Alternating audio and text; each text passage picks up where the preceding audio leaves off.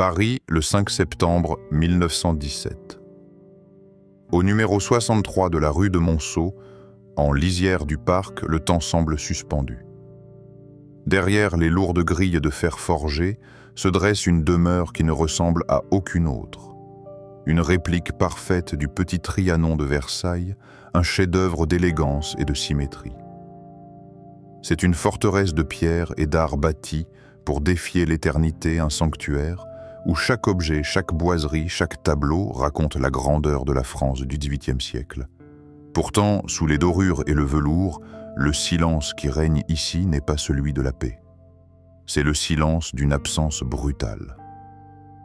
Ce jour-là, un télégramme fatidique brise les murs de cette citadelle. Le lieutenant Nissim de Camondo, l'héritier tant aimé pour qui ce palais fut construit, vient de tomber au champ d'honneur pour la France. Ce n'était que le premier acte d'une tragédie qui allait voir quelques décennies plus tard le reste de cette lignée prestigieuse être méthodiquement effacé dans les chambres à gaz d'Auschwitz. Voici l'histoire paradoxale d'une dynastie qui a offert à la France son or, son art et son sang dans une quête désespérée d'assimilation, mais que l'histoire a fini par trahir avec une froideur absolue. Une demeure peut-elle devenir immortelle alors que la famille qui l'a bâtie est condamnée à l'effacement total? Et pourquoi une lignée ayant tout sacrifié pour sa patrie n'a-t-elle trouvé aucune grâce aux yeux de l'histoire? Si vous voulez comprendre comment le rêve d'une vie s'est transformé en un mausolée de la mémoire, je vous invite à aimer cette vidéo et à vous abonner pour nous accompagner dans cette enquête. Votre soutien permet à ces histoires de ne pas sombrer dans l'oubli. Pour comprendre l'ampleur du désastre qui allait s'abattre sur cette famille, il faut d'abord mesurer la hauteur du sommet qu'elle avait atteint. Nous sommes à la fin du XIXe siècle, une époque de faste et de progrès que l'on nommera plus tard avec une nostalgie douloureuse la belle époque. Dans ce Paris qui se veut le centre du monde, l'argent coule à flot, les boulevards haussmanniens brillent de mille feux, et une aristocratie d'un genre nouveau émerge, cherchant à fondre sa puissance financière dans le creuset de la culture française. C'est dans ce décor que s'inscrit la légende des Camondo. Souvent surnommés les Rothschild de l'Est, les Camondo ne sont pas de simples banquiers fortunés. Ils sont une dynastie séfarade venue de Constantinople, conseillers des sultans philanthropes et financiers de l'Empire ottoman. Lorsqu'ils s'installent à Paris en 1869, ils apportent avec eux non seulement une fortune colossale, mais aussi une ambition dévorante, celle de devenir plus français que les Français eux-mêmes. Pour ces exilés de luxe, l'intégration n'est pas une option, c'est une religion. Au cœur de cette quête d'identité se trouve un homme, Moïse de Camondo. Né à Istanbul en 1860, il hérite à la fois de la banque familiale et du titre de comte conféré par le roi d'Italie. Mais Moïse n'est pas un homme d'affaires ordinaire. C'est un esthète, un homme d'une rigueur mélancolique, hanté par une passion dévorante pour le XVIIIe siècle français. Pourquoi ce siècle en particulier? Parce que le siècle des Lumières de Louis XV et de Louis XI représente l'apogée du goût français, un sommet de raffinement et de symétrie. Pour Moïse, collectionner les meubles de Riesener ou les porcelaines de Sèvres n'est pas un simple passe-temps de riches oisifs. C'est un acte politique. C'est une manière de s'approprier l'histoire de France, de légitimer sa présence sur ce sol en devenant le gardien de son patrimoine le plus sacré. À ses côtés, deux figures incarnent l'avenir de cette assimilation réussie, ses enfants Nissim et Béatrice. Nissim, né en 1892, porte le prénom de son grand-père, le patriarche fondateur.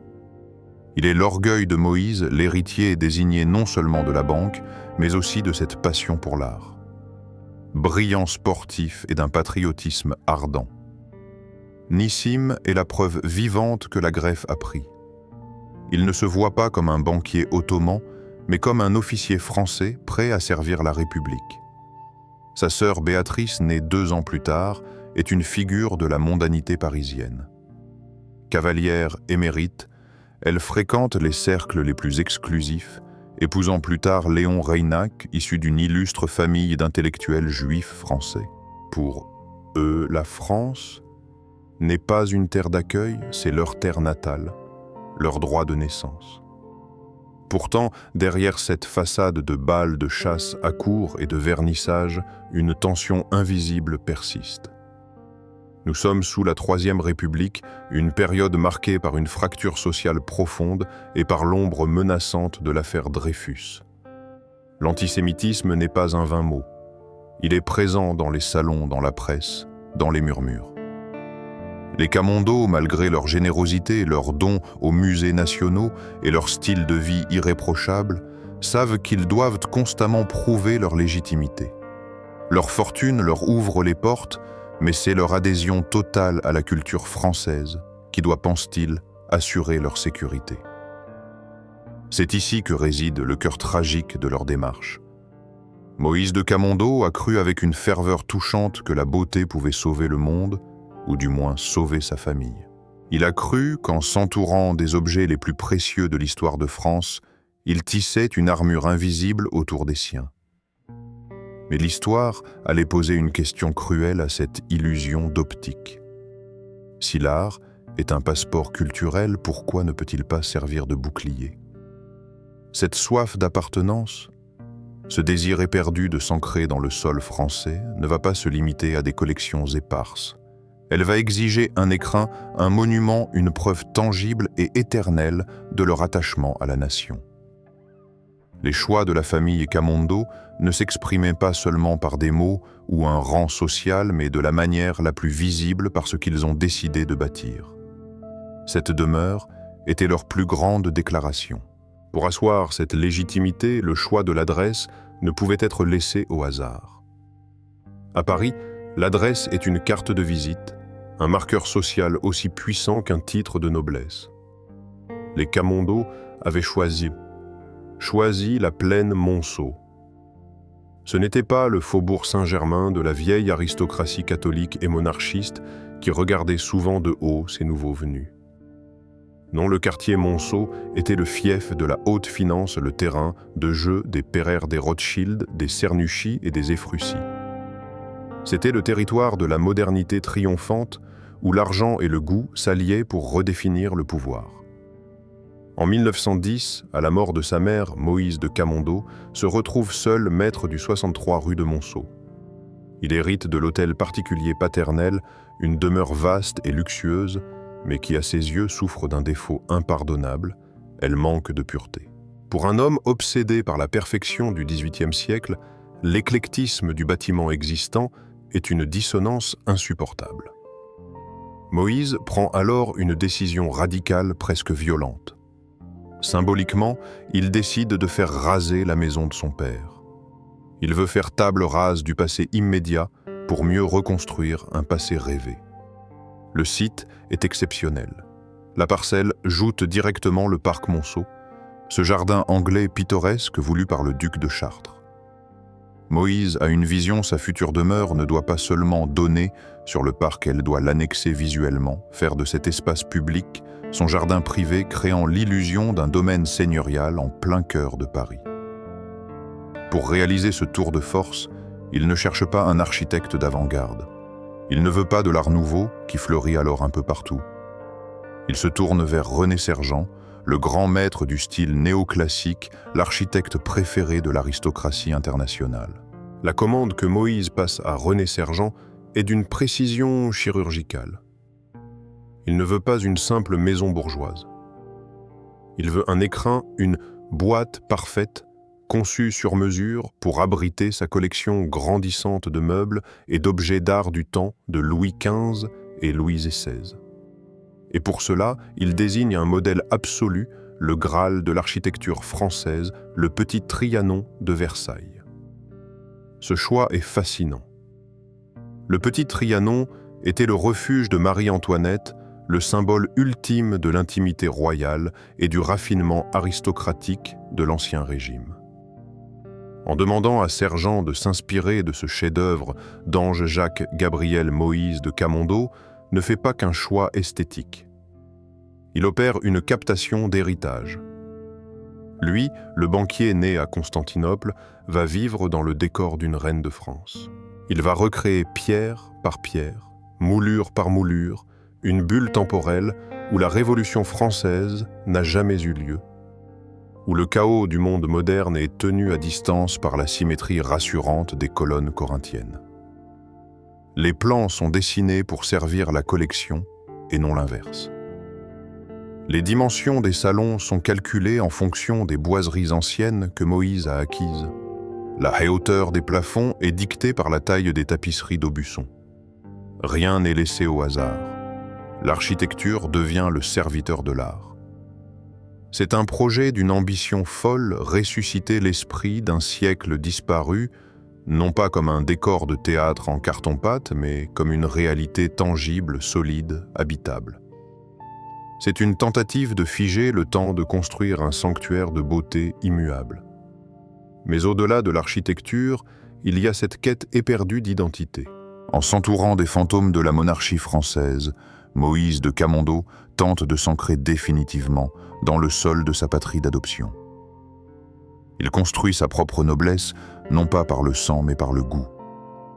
C'est là que réside toute l'ambiguïté de cette entreprise monumentale, une ambiguïté qui soulève une question fondamentale sur la nature même de l'assimilation. Quand un banquier choisit de calquer sa demeure sur le petit Trianon, est-il en train de collectionner de l'art ou est-il en train de collectionner une identité? Après avoir choisi l'emplacement et le modèle de la demeure, la question suivante est comment l'ont-ils construite, dans quelles circonstances et avec quel niveau d'investissement? Dès 1911, le 63 rue de Monceau se transforme en un théâtre à ciel ouvert. La vieille demeure paternelle tombe sous les pics des démolisseurs, soulevant des nuages de poussière blanche qui recouvrent les platanes du parc voisin.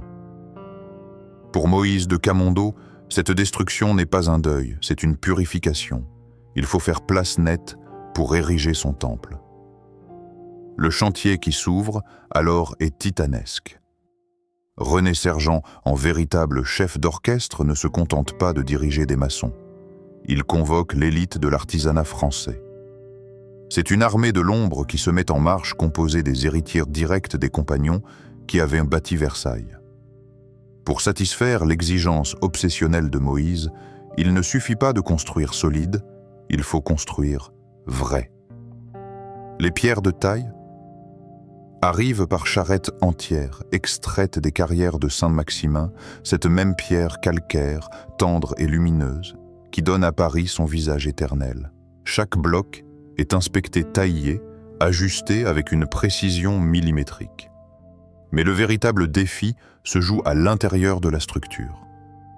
Pour accueillir les boiseries anciennes, que Moïse a sauvées de la destruction d'autres châteaux, les murs ne sont pas simplement élevés, ils sont sculptés sur mesure. C'est un travail d'orfèvre à l'échelle d'un immeuble. Les menuisiers, les stucateurs, les doreurs à la feuille, les serruriers d'art, tous travaillent dans une frénésie silencieuse pour ressusciter des techniques que le XXe siècle industriel commence déjà à oublier. Il y a quelque chose de vertigineux dans ce déploiement d'énergie. Alors que dehors, les usines automobiles crachent leur fumée et que les aviateurs commencent à dompter le ciel, ici rue de Monceau, des centaines d'hommes s'épuisent à polir des rampes d'escalier en fer forgé pour qu'elles aient le même éclat mat que sous Louis XVI. Ils installent des parquets Versailles dont chaque latte a été vieillie artificiellement pour ne pas jurer avec les meubles d'époque. C'est une lutte acharnée contre la modernité esthétique financée paradoxalement par une fortune bancaire ultramoderne. Le chantier durera 3 ans. 3 années de bruit de poussière et de génie artisanal. Et puis, au printemps 1914, le silence retombe enfin. Les échafaudages sont démontés. La façade immaculée se révèle ses colonnes corinthiennes se dressant fièrement face au parc. Tout est prêt. L'odeur de la peinture fraîche se mêle au parfum des roses anciennes plantées dans le jardin. La perfection est atteinte.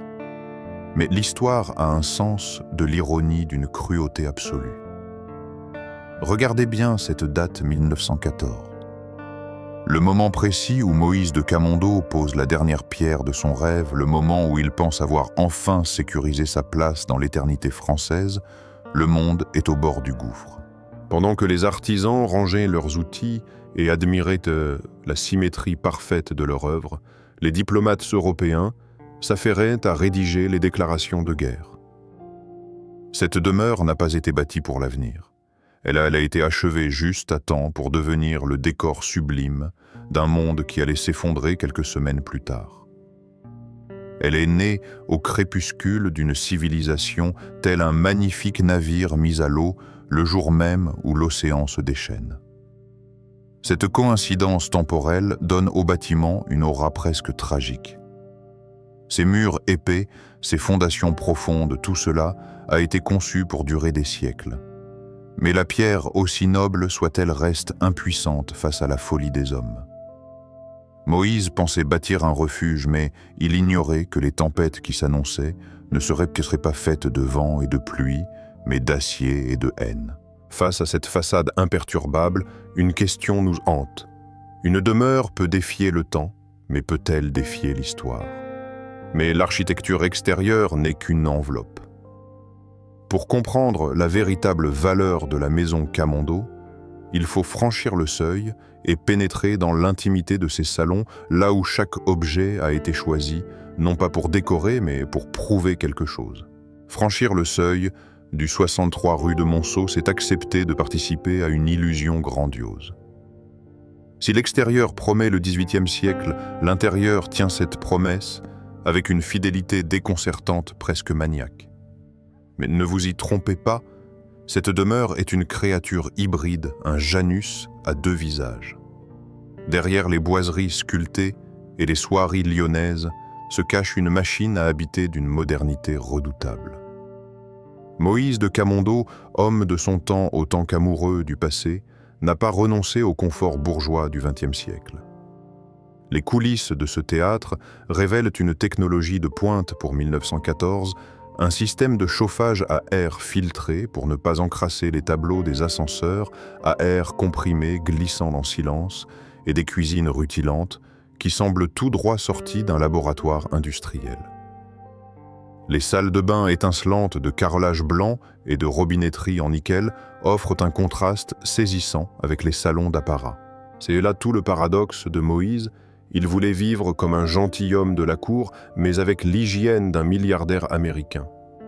Cependant, ces commodités sont invisibles, dissimulées avec pudeur. Ce qui frappe, ce qui écrase le visiteur, c'est la collection. Ce n'est pas un amoncellement hétéroclite d'objets coûteux. C'est une symphonie concertée où chaque pièce joue une partition précise. Moïse de Camondo a traqué pendant des décennies les reliques dispersées de la monarchie française. Dans le grand bureau, les meubles estampillés par les ébénistes royaux Euben et Riesener trônent avec une majesté silencieuse. Ces secrétaires à cylindres, ces commodes en marqueterie n'étaient pas de simples meubles pour Moïse. Ils avaient été touchés par des mains royales. Ils portaient en eux l'ADN de l'histoire de France. Levez les yeux vers les murs, les tapisseries d'Aubusson et de Beauvais racontent les fables de La Fontaine ou des scènes pastorales idéalisées. Baissez les yeux sous vos pieds, s'étendent des tapis de la Savonnerie tissés jadis exclusivement pour le Louvre ou les palais royaux. Sur les consoles, le célèbre service de porcelaine de Sèvres, dit aux oiseaux de Buffon, déploie ses couleurs éclatantes. Et veillant sur ce trésor les portraits peints par Élisabeth Vigée-Lebrun, la peintre favorite de Marie-Antoinette observe les vivants avec une douceur poudrée. Il faut comprendre la violence symbolique de cet assemblage. Pour un homme né sous l'Empire ottoman, posséder ces objets n'était pas un caprice de décorateur. C'était une naturalisation par l'objet. Chaque assiette de Sèvres, chaque fauteuil Louis XV était une preuve tangible de son appartenance à la nation. En rachetant le patrimoine dispersé par la Révolution Moïse, se posait en sauveur de la culture française. Il recollait les morceaux d'une histoire brisée pour s'y insérer lui-même. La maison était donc un musée avant même d'en porter le nom. Tout y était figé dans une perfection glacée. Les objets n'étaient pas là pour être utilisés, mais pour être vénérés. On osait à peine s'asseoir sur les sièges de peur de froisser l'histoire. C'était une reconstitution si parfaite qu'elle en devenait presque irréelle, un décor sans poussière et sans hasard. C'est ici que l'axe de notre conflit invisible se resserre. Moïse a réussi son pari esthétique. Il a créé l'intérieur français le plus pur, le plus absolu qui soit. Il a effacé toute trace d'exotisme, toute référence à ses origines orientales, pour ne laisser parler que le langage de Versailles. Mais au milieu de cette splendeur, une interrogation douloureuse surgit, car les objets, aussi nobles soient-ils, ne peuvent changer le sang qui coule dans les veines de leurs propriétaires. Si tout ici parle la langue de Louise XVI, si chaque meuble atteste d'une francité irréprochable, pourquoi son propriétaire sera-t-il toujours renvoyé à ses origines dès que le vent de l'histoire tournera? Quand les portes se referment sur ces salons dorés, le décor est planté pour la vie quotidienne. Mais comment vit-on dans un musée? Une fois le décor planté dans ses moindres détails, la maison commence à être utilisée comme une véritable habitation. Et c'est précisément dans cette vie quotidienne que l'on perçoit le mieux comment la famille Camondo a vécu. Une fois le dernier artisan, parti le 63 rue de Monceau, s'éveille enfin à sa véritable fonction. Il cesse d'être un chantier pour devenir une scène de théâtre où se joue le quotidien d'une élite au sommet de sa puissance. Mais ne vous imaginez pas les fêtes débridées des années folles ou le tumulte joyeux d'une maison de campagne. Ici, la vie est un rituel réglé comme une horloge de précision où l'étiquette et le devoir priment sur la spontanéité. La journée commence dans les coulisses, dans ces cuisines, aux carreaux blancs immaculés que nous avons évoqués. Dès l'aube, une armée invisible de domestiques s'affaire. Le chef régnant sur ses fourneaux ultramodernes prépare les menus avec la gravité d'un chimiste. Grâce à une conception ingénieuse, les odeurs de cuisson ne remontent jamais vers les étages nobles. Seule la perfection du résultat final a le droit de franchir les portes battantes. Le service est silencieux, invisible, efficace. Moïse de Camondo est un maître exigeant, un homme qui ne tolère ni la poussière ni l'approximation. Pour lui, la gestion de sa maison est le prolongement de la gestion de sa banque, tout doit être impeccable. Les réceptions, notamment les fameux déjeuners du lundi, sont des sommets de mondanité. Autour de la table de la salle à manger, avec sa vue imprenable sur le parc Monceau, se presse le Gotha de l'époque. On y croise des banquiers, des conservateurs du Louvre, des aristocrates du faubourg. On mange dans de la vaisselle d'argent, on boit dans du cristal de baccarat, mais la conversation, elle tourne inlassablement autour d'un seul sujet, l'art. Moïse préside ces agapes avec une fierté contenue. Il n'est pas là pour éblouir par l'argent, mais pour démontrer son goût. Chaque dîner est une leçon de civilisation française dispensée par un homme qui l'a apprise par cœur. Mais au-delà des mondanités, c'est dans l'intimité que le cœur de la maison bat véritablement. Et ce cœur a un nom Nissim. Toute cette splendeur, tout ce marbre, tout cet or n'a qu'un seul destinataire. Moïse ne construit pas pour lui-même, il construit pour son fils. On imagine les moments partagés entre le père et le fils dans le grand bureau. Moïse montrant à Nissim les secrets d'un secrétaire, à Abattant lui, expliquant la provenance d'une pendule, lui transmettant le feu sacré de la collection. C'est là que réside la beauté poignante de cette période. C'est l'histoire d'un amour paternel immense et d'une projection absolue. Nissim n'est pas seulement un fils, il est l'aboutissement du rêve des Camondo. Il est beau, il est officier de l'armée française, il est riche, il est cultivé. Il est la preuve vivante que l'assimilation est possible, qu'on peut s'appeler Camondo et être l'incarnation de l'élégance française. La maison est son futur royaume. Chaque acquisition faite par Moïse est pensée en fonction de l'héritage de Nissim. C'est un acte d'amour gravé dans le bois de rose et le bronze doré.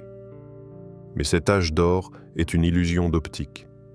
Il est tragiquement court. À peine la maison est-elle achevée en 1914 que la guerre éclate.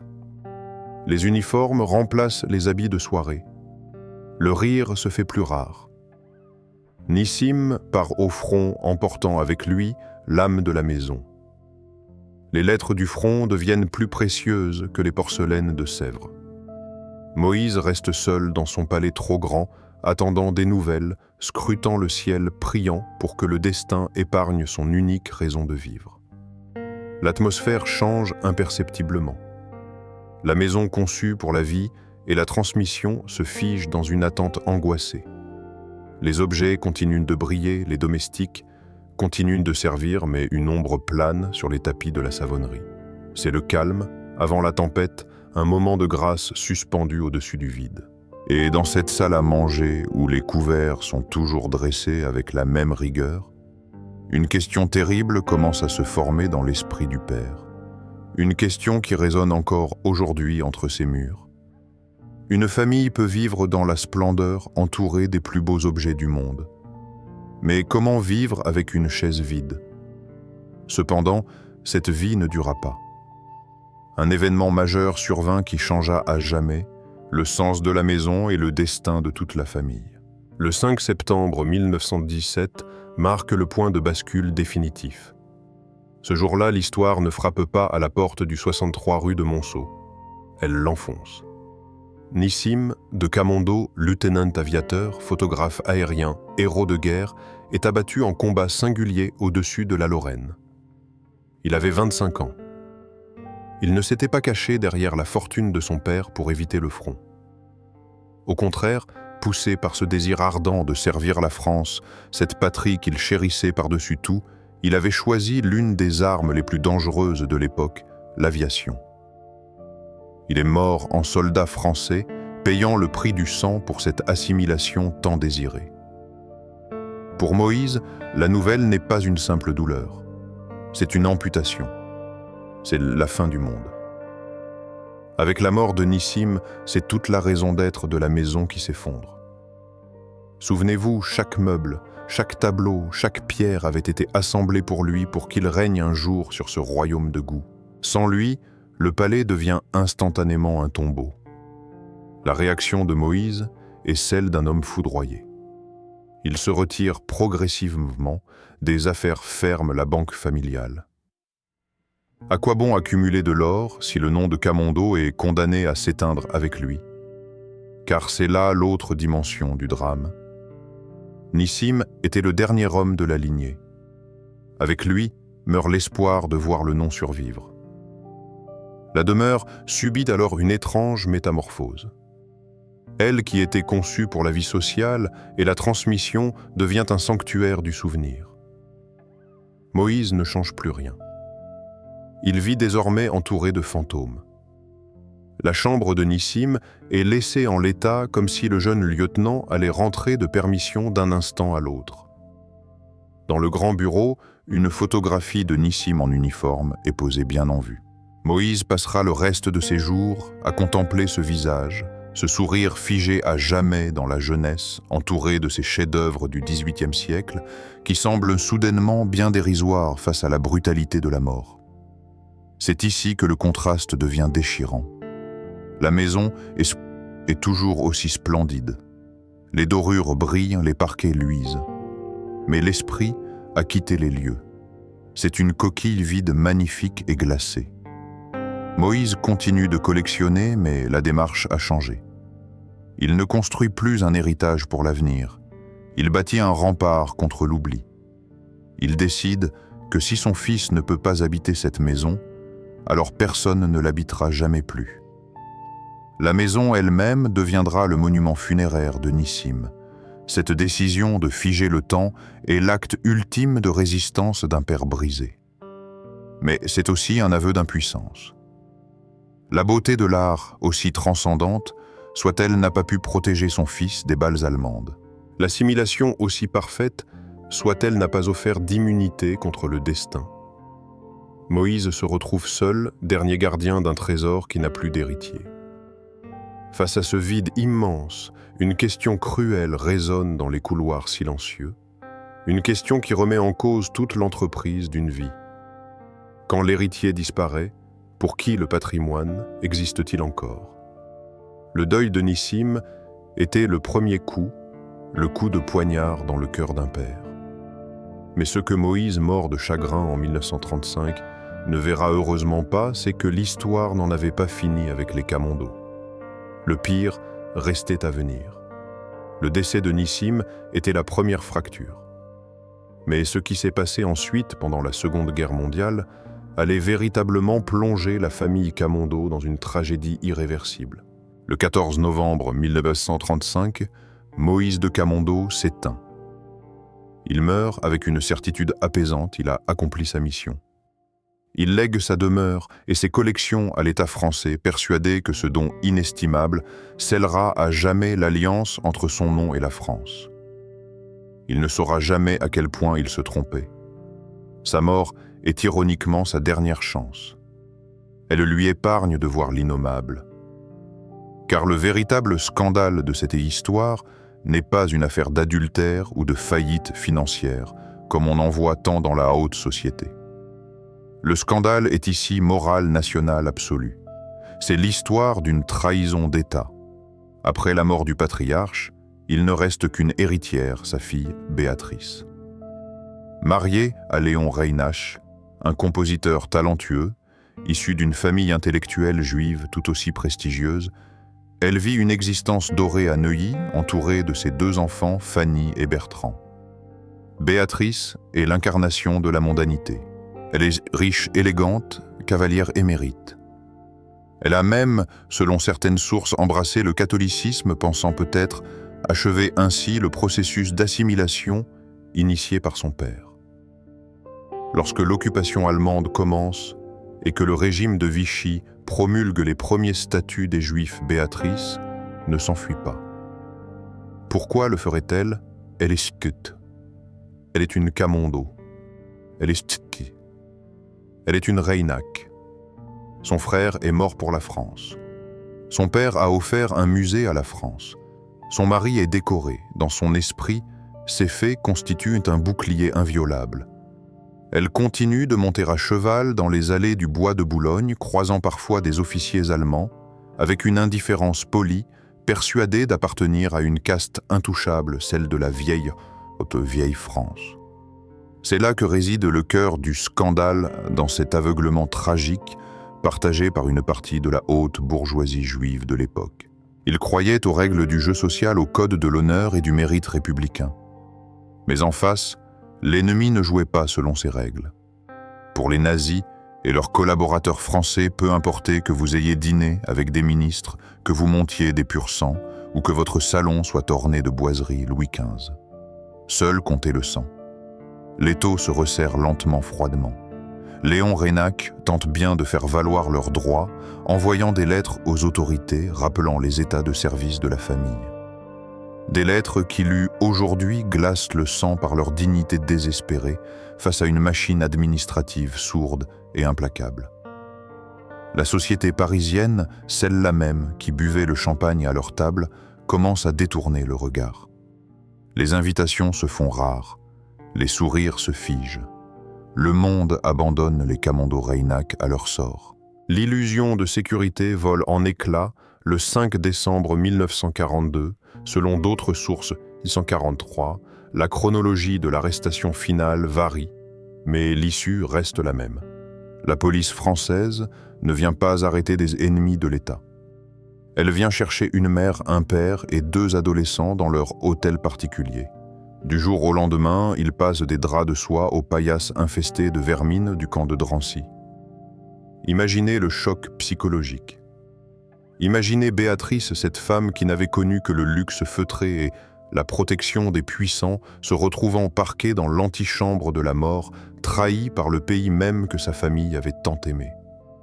Leurs biens sont saisis, leur vie réduite à des numéros. L'argent, les titres, les relations, tout s'évapore. L'assimilation n'était qu'un vernis que la haine raciale a gratté en une seconde. Finalement, le couperet tombe. Le 20 novembre 1943, le convoi 64 quitte la gare de Bobigny pour Auschwitz. À son bord, Béatrice, Léon, Fanny et Bertrand. Ils ne reviendront pas. La lignée s'éteint non pas doucement dans un lit à baldaquin, mais dans la terreur industrielle d'une chambre à gaz. Ce n'est pas seulement une famille qui est assassinée, c'est une promesse républicaine qui s'est bafouée. La France avait promis l'égalité à ceux qui l'aimaient. Elle a livré les Camondos au bourreau. Face à cette trahison, une question nous hante, nous qui regardons l'histoire avec le confort du recul. Jusqu'à quand une société qui vous serre la main finira-t-elle par vous tourner le dos simplement à cause de votre nom? Lorsque les membres de la famille disparaissent, les uns après les autres dans la nuit, et le brouillard, la maison Camondo, elle reste debout au 63 rue de Monceau. Et à partir de ce moment, son rôle change radicalement. Tandis que les derniers membres de la famille Camondo disparaissaient dans la nuit, et le brouillard de l'Europe de l'Est au 63 rue de Monceau, rien ne bougeait. Pas un pli de rideau ne frémissait, pas une porcelaine ne tremblait. C'est ici que se joue le deuxième acte de notre rupture, peut-être le plus cynique de tous, la victoire insolente de la matière sur l'humain. Rembobinons un instant. Moïse de Camondo a eu la chance de mourir en 1935, quelques années avant l'Apocalypse. Dans son testament, il avait légué la demeure et l'intégralité de ses collections à l'Union centrale des arts décoratifs, avec une mission sacrée en faire un musée à la gloire du XVIIIe siècle et à la mémoire de son fils Nissim. Le musée a ouvert ses portes au public en 1936. Dès lors, la maison n'était plus une propriété privée juive, elle était devenue une propriété de l'État français. Et c'est précisément ce statut administratif qui allait créer une situation d'une ironie macabre durant l'occupation. Pendant que les nazis pillaient les collections des Rothschild, des Rosenberg et des autres grandes familles juives, la maison Camondo, elle est restée étrangement intacte. Pourquoi? Parce qu'elle était techniquement un musée national. Les bottes des soldats allemands ont peut-être foulé les parquets, mais ils n'ont rien emporté. Les commodes de Riesener et les tapis de la savonnerie n'ont pas été chargés dans des camions pour Berlin. Le décor a été épargné parce qu'il était considéré comme patrimoine arien, ou du moins français, alors que les descendants de celui qui avait réuni ce trésor étaient traqués comme des bêtes. C'est une pensée qui donne le vertige. Les objets ont bénéficié d'une protection que les êtres humains n'ont jamais eue. L'État a protégé les chaises, mais il a livré les propriétaires. En 1945, lorsque les camps sont libérés et que le monde découvre l'horreur, le silence retombe sur la rue de Monceau. On attend. On espère peut-être le retour de Léon de Béatrice ou des enfants Fanny et Bertrand. Mais personne ne revient. La ligne téléphonique reste muette. La boîte aux lettres reste vide. Le verdict tombe froid et définitif, la lignée Camondo est éteinte. Il n'y a plus de survivants. Il n'y a plus d'héritiers. La maison subit alors sa dernière mutation. Elle n'est plus seulement le mausolée de Nissim, le héros de 1917. Elle devient le cénotaphe de toute une famille. Le musée rouvre ses portes, mais le regard des visiteurs a changé. On ne vient plus seulement admirer la symétrie parfaite d'un salon Louis XVI. On vient contempler une scène de crime où les corps ont disparu. Les objets, eux, sont toujours là, fidèles au poste brillant de cet éclat indifférent des choses inanimées. Ils sont les témoins muets d'une vie qui s'est évaporée. La maison est maintenue dans son jus, comme si Moïse venait de sortir pour une promenade. Mais cette préservation méticuleuse, voulue par le testament de Moïse pour lutter contre l'oubli, se retourne contre son intention première. Elle souligne l'absence. Elle hurle le vide. C'est là le triomphe amer de la collection sur le collectionneur. Moïse voulait que son nom survive à travers son goût. Son nom a survécu certes gravé sur le fronton du musée, mais le prix à payer fut l'anéantissement total de sa descendance.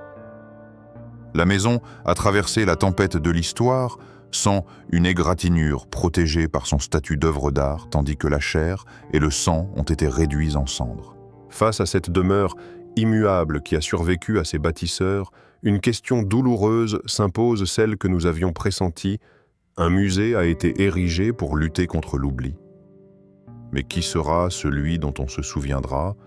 Aeschylus, le collectionneur génial, le fils héroïque, ou la famille martyrisée.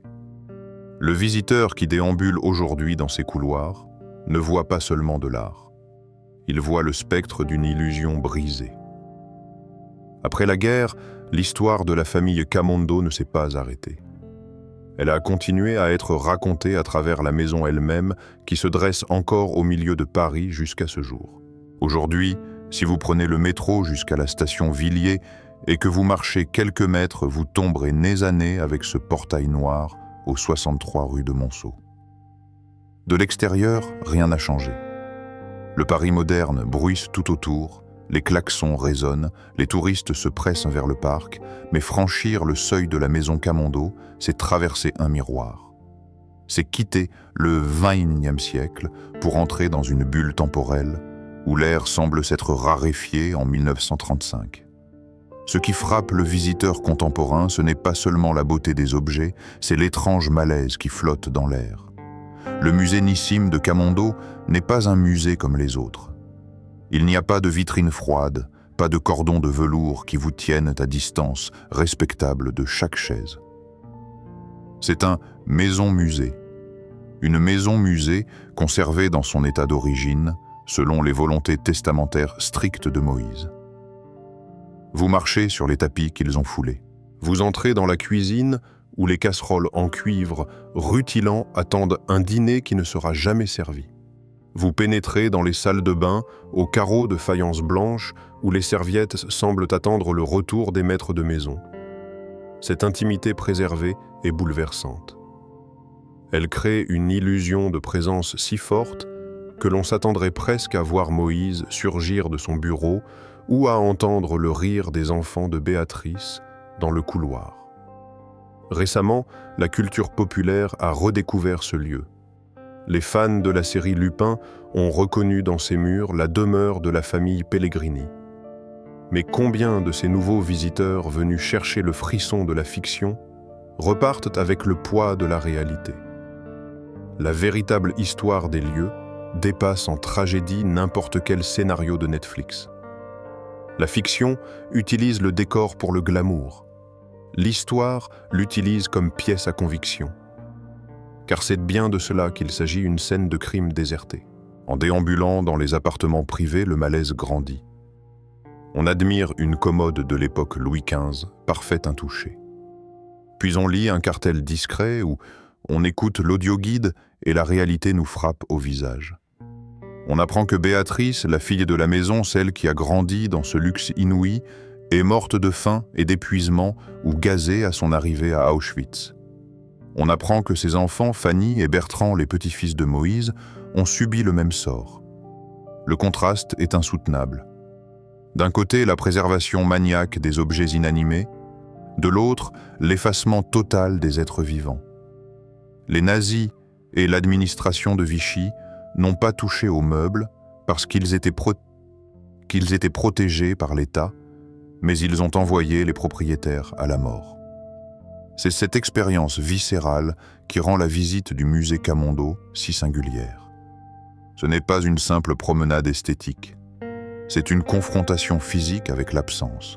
Le musée devient un espace de tension extrême entre la permanence de l'art et la fragilité de la vie humaine. On réalise que Moïse de Camondo a réussi son pari architectural au-delà de ses espérances. Il a construit une demeure éternelle. Mais il a échoué dans son pari humain, sa lignée n'a pas survécu pour en profiter. Le visiteur se retrouve alors seul au milieu de ce silence doré face à une interrogation morale qui dépasse le cadre de l'histoire de l'art. On regarde une pendule qui continue de marquer les heures dans une maison vide et la question surgit inévitable. Nous sommes venus ici pour admirer des antiquités? Ou sommes-nous là pour examiner la conscience d'un siècle? Est-ce que nous admirons la porcelaine pour oublier le sang? Ou est-ce que cette porcelaine est là pour nous rappeler par sa survie même l'horreur de ce qui a été perdu? Et lorsque l'on regarde en arrière toute cette histoire, on ne parle pas seulement d'une famille ou d'un manoir, mais de ce que l'histoire peut faire aux gens, peu importe leur richesse ou leur respect. Alors que les lourdes portes du 63 rue de Monceau se referment derrière nous, laissant le fracas du Paris moderne reprendre ses droits, une vérité glaciale nous accompagne. L'histoire de la maison Camondo n'est pas seulement celle d'une collection d'art éblouissante. C'est le récit d'une tragédie en 3 actes qui résume à elle seule la violence du XXe siècle. Le premier acte fut celui du rêve brisé par la guerre des nations. En 1917, le ciel de Lorraine a volé Nissim à son père, transformant un palais de vie en un mausolée de chagrin. La maison a perdu son futur, ne gardant que la mémoire. Le deuxième acte fut celui de l'illusion généreuse. En offrant sa demeure à la France, Moïse de Camondo a cru signer un pacte d'éternité. Il pensait que le sceau de la République et la beauté de l'art protégeraient son nom de l'oubli. Il a érigé une forteresse contre le temps. Mais le troisième acte le plus terrible fut celui de la trahison absolue. La Seconde Guerre mondiale et la complicité de l'État français ont démontré que l'assimilation même la plus parfaite ne pèse rien face à la haine raciale. Béatrice, Léon Fanny et Bertrand n'ont pas été sauvés par les tableaux de Vigée-Lebrun, ni par les services en porcelaine de Sèvres. Ils ont été emportés par la fureur de l'histoire, laissant derrière eux une maison intacte protégée par les mêmes lois qui les condamnaient. C'est là la leçon finale et impitoyable de la maison Camondo. Nous avons la preuve sous les yeux que le patrimoine peut être préservé, alors que l'humanité est effacée. Les objets ont gagné, les hommes ont perdu. Cette demeure est un paradoxe de pierre. Elle est la preuve de l'amour de cette famille pour la France et la preuve de l'ingratitude meurtrière de cette même France à une époque sombre. Ce musée n'est donc pas seulement le gardien du goût du XVIIIe siècle. Il est devenu, malgré lui, le gardien d'une conscience. Il nous force à regarder en face ce que nous préférerions oublier, la fragilité de notre condition humaine face aux mécanismes de l'histoire. Il nous rappelle que la culture, l'art et la richesse ne sont pas des remparts suffisants si la vigilance morale de la société s'effondre. Avant de quitter définitivement ces lieux hantés par la beauté et la mort, 2 questions doivent rester gravées en nous comme une mise en garde pour l'avenir. Si les murs peuvent vivre plus longtemps que ceux qui les ont bâtis, doivent-ils porter la responsabilité de raconter les crimes de leur époque ? Et si une famille a tout sacrifié pour appartenir à une nation, que faisons-nous aujourd'hui pour que demain ne répète jamais cette trahison ? Si cette plongée dans les secrets de la maison Camondo vous a touché et si vous pensez que ces histoires de mémoire doivent continuer d'être racontées, je vous invite à aimer cette vidéo, à la partager et à vous abonner. Votre soutien permet ces enquêtes